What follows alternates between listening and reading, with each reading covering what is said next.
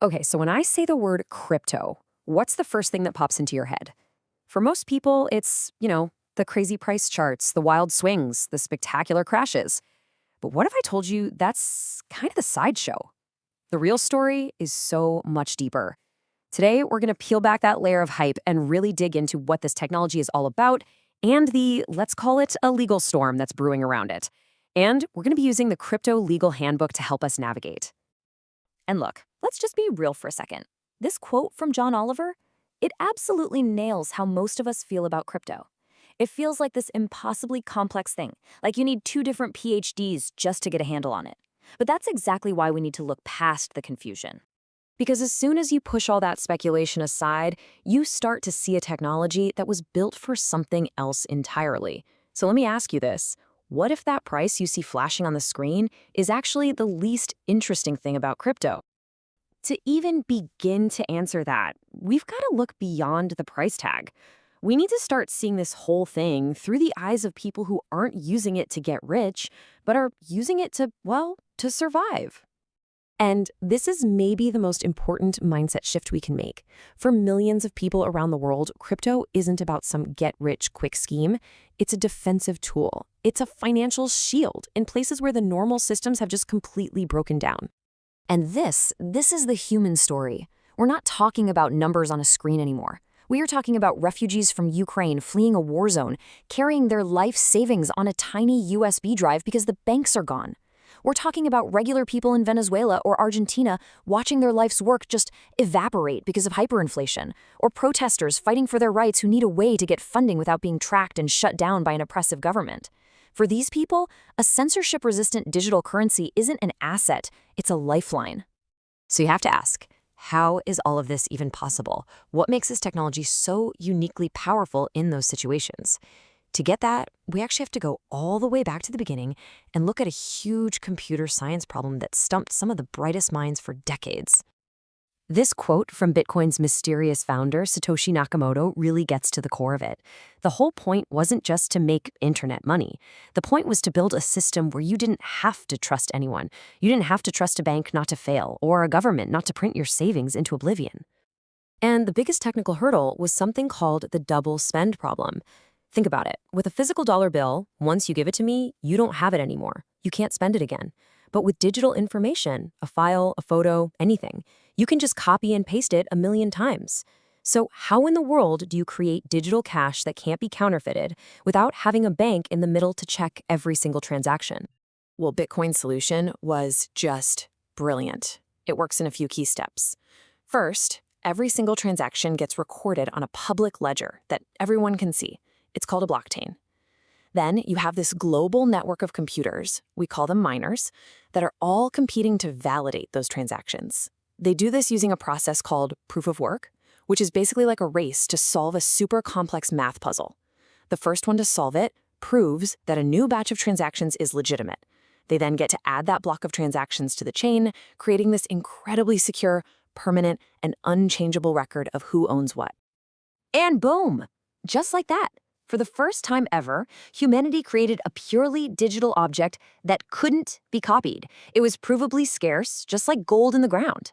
Honestly, you can trace just about everything that's happened in crypto back to this one single massive breakthrough.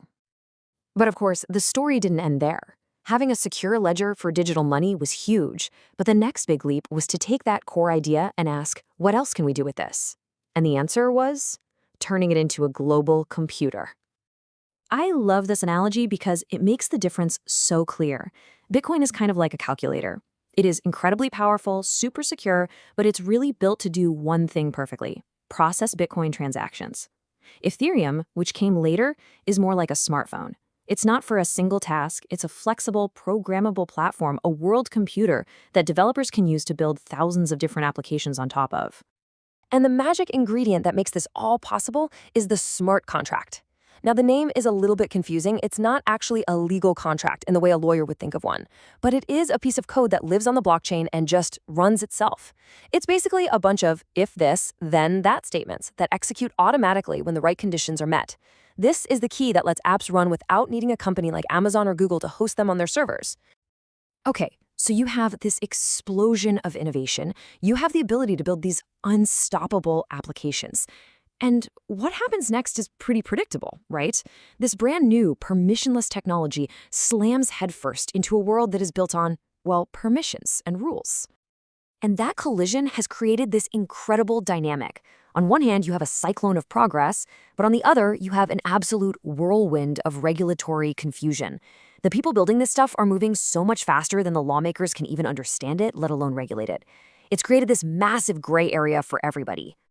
I mean, just take a look at the situation in the United States. It's messy. You have the SEC, the Securities and Exchange Commission, and they're looking at a crypto asset and asking, is this a security, like a stock? Then at the very same time, you've got the CFTC asking, wait a minute, is it a commodity, like gold or wheat? And while they're arguing, the Treasury Department jumps in and says, we don't care what you call it, we just want to know if it's being used to transmit money. So you have three powerful agencies looking at the exact same thing through three totally different legal lenses, and nobody can agree. And all this has created this really weird paradox. Pretty much every regulator agrees that Bitcoin is decentralized enough to not be a security. But why? The running theory is that its best legal defense isn't the technology. It's the fact that nobody knows who Satoshi Nakamoto is. The founder just vanished. There's no CEO to subpoena, no office to raid. And that has created this impossible standard for any new project that has, actual known founders. So with all this technical innovation and all this legal chaos, where is this whole train heading? Well, the people building in this space have a name for the destination they're aiming for: Web 3. So what is Web 3? You can think of it as the next evolution of the internet, built on top of these blockchains we've been talking about. The big idea is to create an internet where we, the users, are actually in control of our own data and our own digital identities, instead of handing it all over to a handful of giant tech companies. And this vision has just unleashed this Cambrian explosion of new ideas. It started with digital cash, but now we have NFTs, which act like digital proofs of ownership. We have decentralized finance, or DeFi, which is trying to rebuild the entire financial system without banks. And we even have things called DAOs, decentralized autonomous organizations, which are basically online communities with a shared bank account run by the members themselves. So when you zoom out and look at all of it, digital money, digital art, digital finance, there's one common thread. It's this fundamental shift away from a world that relies on middlemen for everything, banks, tech platforms, governments, and towards a world of direct peer-to-peer interaction. And that really leaves us with the biggest question of all. As this new digital future is being built, line of code by line of code, who gets to write the rules? Is it the innovators who are building it, or is it the regulators who are trying to squeeze it into boxes built for a different century? That's the battle that's going to define the next chapter of the internet.